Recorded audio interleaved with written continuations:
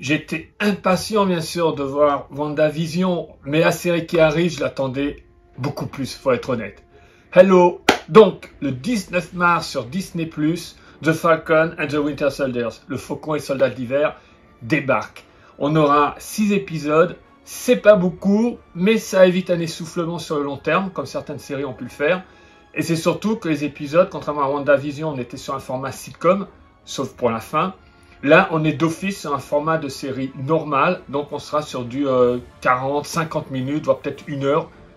On verra, mais en tout cas, ce qu'il faut comprendre aussi, c'est qu'ils l'ont dit au niveau de la production, ils ont pensé ces 6 épisodes comme un seul film. On va voyager dans le monde entier, c'est un film d'action pur, découpé en 6 parties. Mais avant, un petit peu d'histoire quand même. Alors pour la partie historique, on démarre avec un vétéran. Il est aussi vieux que Captain America, même si au niveau de l'histoire, il y a une différence d'âge. James Buchanan Barnes, Bucky, le soldat de l'hiver. Alors, ce qu'il faut savoir, c'est qu'en 1941, les États-Unis, on n'a pas encore eu l'attaque sur Pearl Harbor à ce moment-là, ne sont pas entrés dans la Seconde Guerre mondiale. C'est pas encore la Seconde Guerre mondiale quelque part. Mais 2 auteurs, Joe Simon et Jack the King Kirby, le maître incontesté du comics au niveau dessin, vont créer un personnage, Captain America, parce que eux, ils veulent que l'Amérique entre en guerre. Du côté de DC Comics, on a déjà fait, Superman s'en est mêlé. Marvel, Timely Comics à ce moment-là, ne l'a pas encore fait. Donc, en mars 1941, sort Captain America numéro 1. Et qui est en couverture avec Cap? Bucky. Au premier plan, il est là. Il nous fait un petit coucou, il nous parle. Donc, quelque part, la série, elle aurait dû sortir au mois d'août. Suite à la pandémie, elle a été reculée au mois de mars. On est en mars 2021. Et là, moi, je trouve ça génial parce que c'est l'anniversaire de Bucky. 80 balais, pépère, mine de rien. Donc, je souligne au passage, contrairement à ce que beaucoup de personnes pensent, Stan Lee n'a pas créé Captain America. Il est le responsable du revival qu'il aura dans les années 60 du personnage. Il va le faire revenir à la vie. Même si dans les années 50, on a eu un Captain America, mais bon, on oublie. Il va le faire revenir à la vie avec Jack Kirby, pardon, oulala. Avec Jack Kirby, The King, qui va reprendre son personnage au niveau dessin. Stan Lee va écrire de nouvelles histoires. Il va être intégré aux Avengers. Le deuxième personnage, Samuel Thomas Wilson. Sam Wilson, le Faucon de Falcon. Curiosité, on le connaît dans les comics en rouge et blanc. À l'origine, il était vert. Alors lui, il va apparaître dans Captain America numéro 117 en septembre 1969. Là, cette fois-ci, on a bien affaire à une création de Stan Lee et au dessin Gene Colan. Donc, dans la série, c'est ce qui est intéressant, ce qu'on a eu avec WandaVision. On est dans le Marvel Cinematic Universe, ce qui fait que les comédiens, en l'occurrence Anthony Mackie et Sebastian Stan, reprennent leurs personnages. Et ça, c'est vraiment génial. On a affaire à des films en plus petit ou en plus long, parce que ces épisodes, mine de rien, ça fait un film de 6 heures. Donc, l'histoire aura lieu à la fin d'Endgame. Donc, on a vu Captain America, vieux, remettre le bouclier à Sam Wilson. Un point important, c'est que Sam Wilson prend le bouclier, mais à aucun moment il a dit « Je suis Captain America ». On n'a pas eu ce genre de scène. Donc ce qu'il faut savoir, et j'espère que la série, à mon avis, on va aller sur ce créneau-là, c'est que le Faucon et Bucky, quand Captain America, Steve Rogers, est considéré comme mort, les deux vont devenir Captain America à tour de rôle. Donc est-ce que la série va explorer ça? Je l'espère. Et si on regarde certaines affiches, on a en fond le bouclier. Devant, on a les 2 protagonistes. Aucun des 2 est Captain America. Et dans les trailers qu'on a pu voir jusqu'à maintenant, à aucun moment le Faucon est Captain America. Voire, beaucoup plus intéressant, on peut voir notre ami Bucky avec le bouclier. Donc, il est en train d'aider le Faucon à s'entraîner, ou est-ce que les 2 s'entraînent en simultané? Lequel des 2 devient vraiment Captain America? Est-ce que les 2 vont être Captain America en parallèle? Parce qu'il y a un autre protagoniste très important qui est dans cette série. Nous avons John Walker, alias US Agent. À un moment, notamment après ce qui s'est produit pour Civil War, le gouvernement va un peu discréditer Captain America, ils veulent le remplacer. Nouvelle expérience mise en route, ce personnage-là a une super force également et va donner une sorte de un nouveau Captain America, US Agent. Est-ce qu'il sera du bon côté, du mauvais côté? Est-ce qu'il va affronter les deux protagonistes principaux? Est-ce qu'on aura 3 Captain America qui vont s'entrer dedans? La question reste ouverte. C'est le comédien Wyatt Russell qui interprète le personnage. Les photos et ce qu'on a pu voir, le peu qu'on voit dans le trailer, ça, il a l'air parfait dans le rôle. Donc là aussi, c'est encore une grande énigme. En fait, pour l'instant, on n'a que des énigmes par rapport à cette série. Et ça, c'est bien. On a eu la même chose pour WandaVision. Et moi, je trouve ça excitant. Un personnage, ce sont des rumeurs. Battlestar devrait également être là. Normalement, il est partenaire avec US Agent. Donc là, ça ferait peut-être de nouveaux gentils, de nouveaux méchants. Un personnage qui peut être très badass. La petite fille de Peggy Carter, Sharon Carter, qu'on connaît déjà bien, qu'on a vu à maintes reprises dans le Marvel Cinematic Universe.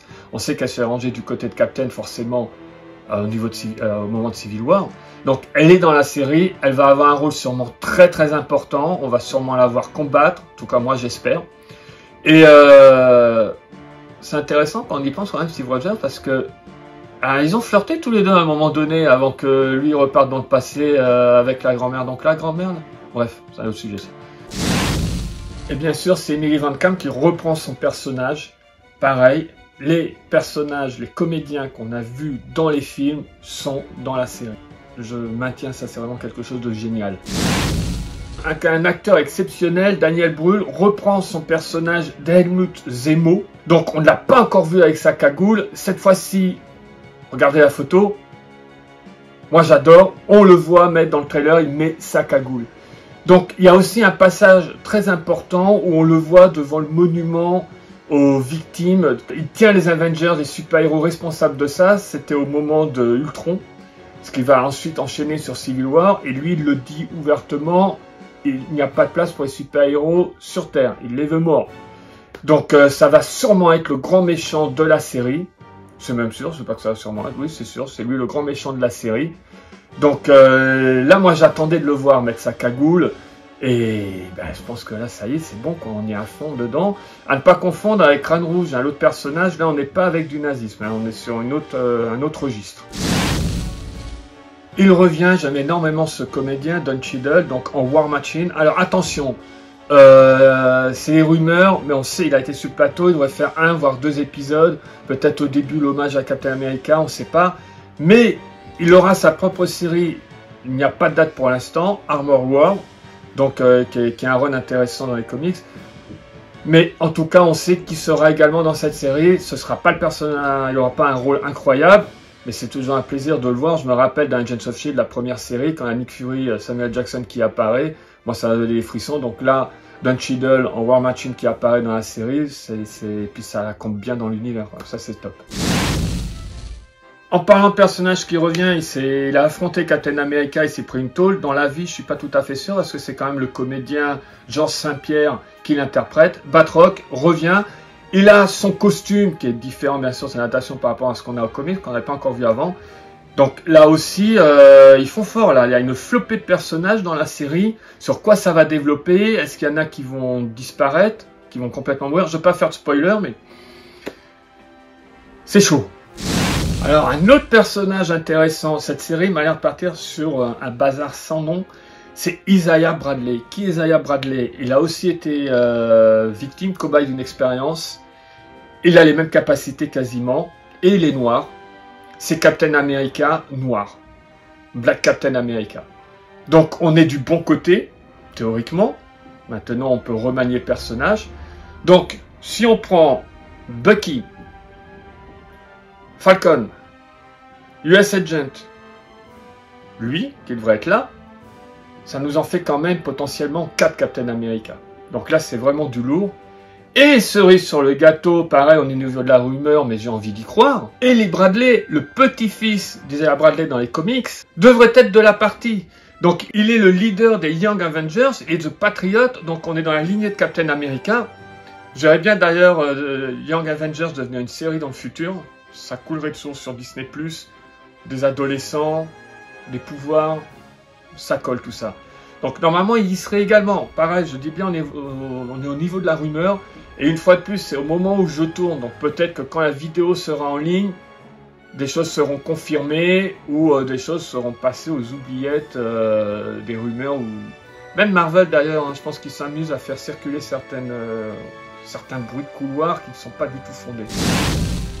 On a également, alors là c'est un petit peu, à moins qu'il me manque quelque chose au niveau des comics, mais The Flag Smasher, c'est un personnage, donc regardez la couverture de ce comic, ça parle de lui-même, donc c'est un ennemi de Captain America, voilà, on voit ce qu'il fait à la bannière étoilée, mais dans la série, c'est au pluriel, Flag Smashers, et apparemment c'est un groupe terroriste qui sème le chaos partout où il passe, ce que j'ai compris. Donc est-ce qu'on aura le personnage qui en est leader? Alors je disais que moi j'avais une attente pour cette série, mais je suis pas le seul. Lors du Super Bowl, alors on sait très bien les audiences lors du Super Bowl à la mi-temps, les spots publicitaires se vendent une fortune.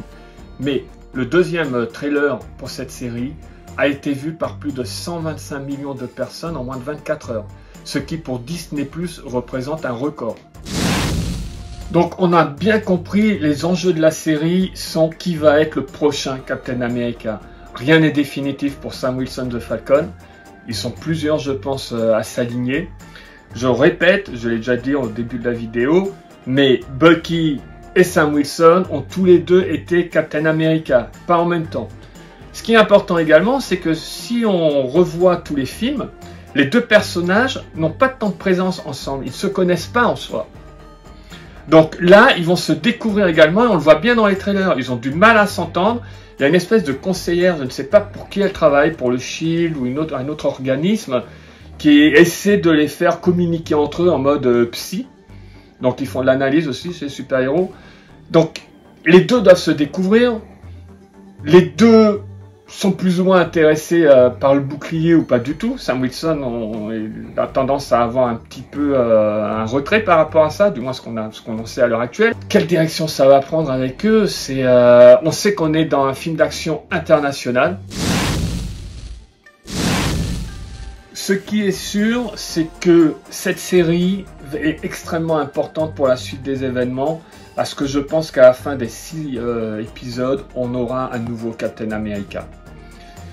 Je ne veux pas faire un spoiler, mais dans les comics, Captain America, il va revenir. Steve Rogers va revenir. Donc là, on a vu un Steve Rogers vieux, théoriquement, il ne va pas revenir, en tout cas pas dans le schéma qu'on a actuellement. Dans les comics, à un moment, il était abattu, il était considéré comme mort, donc on a eu la relève, jusqu'au moment où il va revenir. Là, ça semble peu probable, à moins qu'on nous fasse un voyage dans le temps, ou une autre dimension, un autre Captain America qui s'appelle également Steve Rogers, on verra la suite. Mais là, c'est sûr, à la fin, est-ce que ce sera le Falcon qui devient Captain America? Pour moi, c'est complètement légitime dans la mesure où c'est un militaire. Au niveau des films, dans les comics, on avait une version à l'origine, c'est un petit peu différent. Donc, c'est un militaire, il connaît bien Captain America, il a été entraîné par lui, c'est logique. Et on va me répondre, bah Bucky aussi, c'est logique, quand même, depuis la Seconde Guerre mondiale, tout ce qu'ils ont traversé, et il connaît très bien aussi, il a une technique de combat incroyable, son bras lui donne une force exceptionnelle. Bah ouais, les deux sont légitimes en fait.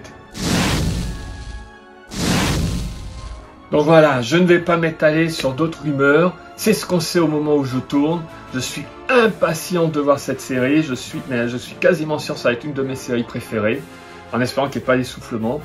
Au niveau personnage qu'on a pu voir, c'est Coral, il y en a une flopée, c'est très très excitant. Donc vivement le 19 mars, Disney+.